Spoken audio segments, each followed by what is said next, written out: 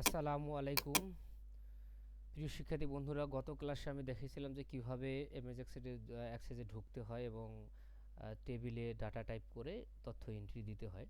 তো যাই হোক, আজকে আমি সেটা আবার দ্বিতীয় পার্টে আসছি। তো আমরা আবার অ্যাক্সেসটি ওপেন করব। তো যেহেতু আমাদের একটা ফাইল সেভ করাই আছে, সেক্ষেত্রে আমরা আর ব্ল্যাঙ্ক ডেস্কটপ ডাটাবেজ আমরা এখানে ক্লিক করব না। না করার কারণে আমরা এখন কি করব, ওপেন আদার ফাইল।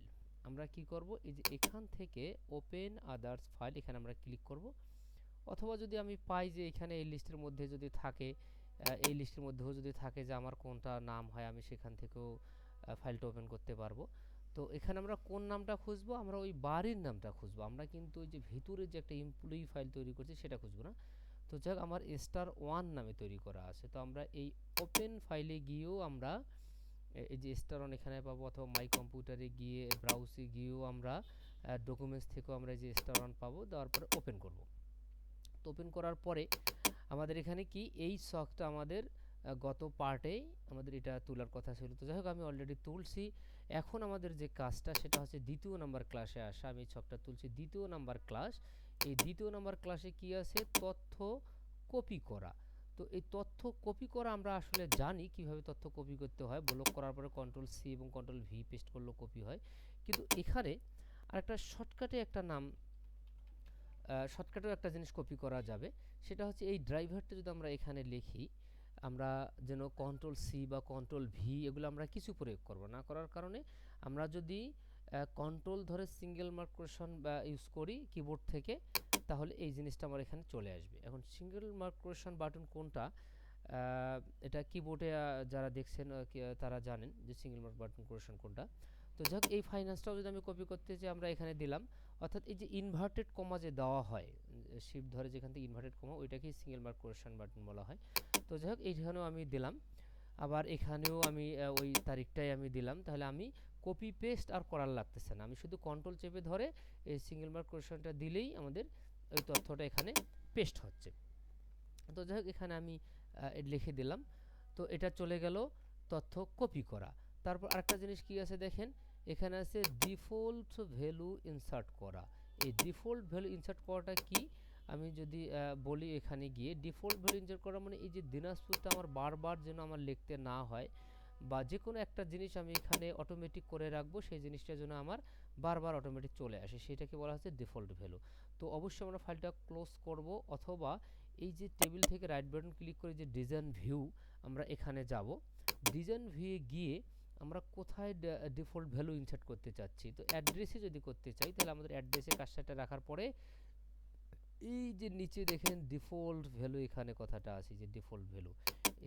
তো যাই হোক, এই ডিফল্ট ভ্যালু যা আছে, এই ডিফল্ট ভ্যালুর পাশের কলামে এইখানে আমরা লিখে রাখবো দিনাজপুর।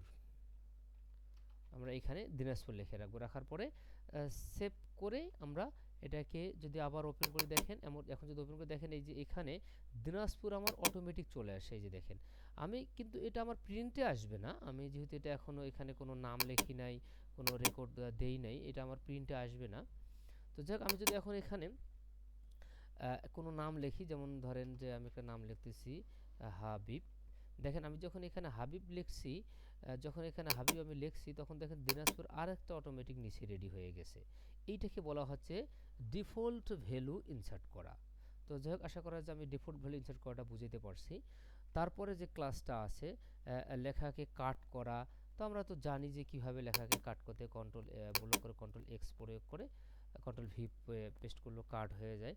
তারপরে পেস্ট করাটা, তারপরে তারিখ ইনপুট করা। দেখেন, বইটা যাদের কাছে আছে তারা হয়তো জিনিসটা ভালোভাবে বুঝতে পারবেন। লেখা কাট করা আমরা জানি, লেখা পেস্ট করা আমরা জানি।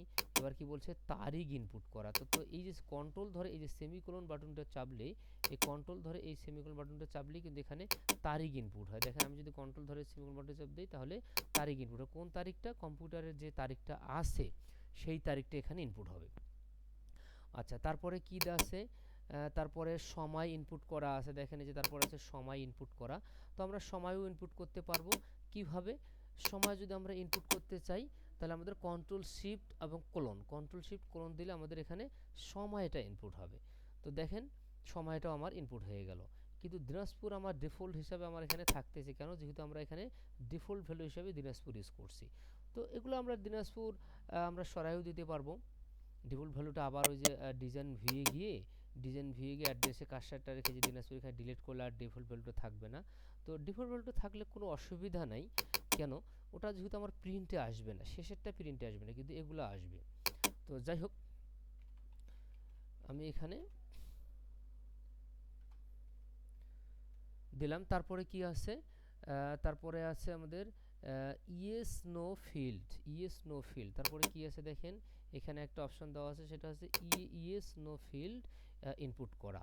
তো এই ইয়েস নো ফিল্ডটা কি, এখন আমি যদি বলি যে এখানে মহিলা, এই পাশে একটা আমি এইখানে আমি একটা নতুন করে একটা কলাম দেবো যেখানে মহিলা পুরুষ বোঝা যাবে। তো এই যে ইয়েস নো ফিল্ডটা ইনপুট করাটাই হচ্ছে ইয়েস নো ফিল্ড ইনপুট করা। তো এটা আমরা কীভাবে করব, এই ফাইলটাকে ক্লোজ করে এই ফাইলটার উপরে রাইট বাটন ক্লিক করে ডিজাইন ভিয়ে গিয়ে আমি এইখানে আবার একটা ফিল্ড লিখব, সেই ফিল্ডটার নাম দেব সেক্স, এবং এই পাশে আমরা দেব ইয়েস নো, ইয়েস নো। এখন এইখানে আমরা পাশের ঘরে আমরা লিখে দিতে পারি যে ইয়েস, ইয়েস ইকুয়াল কি, ইয়েস ইকুয়াল হচ্ছে মনে করেন যে মেল।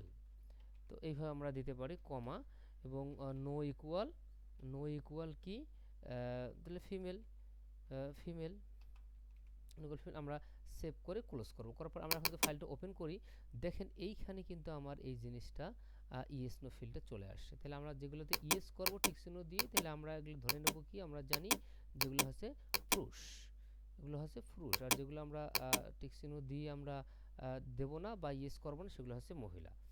তো যাই হোক, এই যে এটাকে ইয়েস নো ফিল্ড ইনপুট করা। আরেকটা জিনিস আছে, এখানে কি আরেকটা জিনিস আছে দেখেন, এখানে আছে রিমার্ক একটা ফিল্ড নেওয়া বলছে, কি আরেকটা বলছে রিমার্ক ফিল্ড নেওয়া। রিমার্ক মানে মন্তব্য। এই ফিল্ডটা যদি আমরা করি তাহলে অবশ্যই আমাদের এই ডিজাইন ভিয়ে যেতে হবে, ক্লোজ করে ডিজাইন ভিয়ে গিয়ে এইখানে আমরা লিখতে পারি রিমার্ক। আমরা রিমার্ক করে এইখানে আমরা কি দিতে পারি, শর্ট টেক্সট বা লং টেক্সট দিতে পারি। দিয়ে এখন দেখেন, এখন যদি ফাইলটা ওপেন করি, দেখেন এই পাশে আমার একটা রিমার্কের ঘর আসছে, বা এখানে আমি কোনো মন্তব্য করতে পারি। তো যাই হোক, এই ছিল আমার দ্বিতীয় পার্টের অপশন বা দ্বিতীয় ক্লাস। ধন্যবাদ সকলকে, আসসালামু আলাইকুম।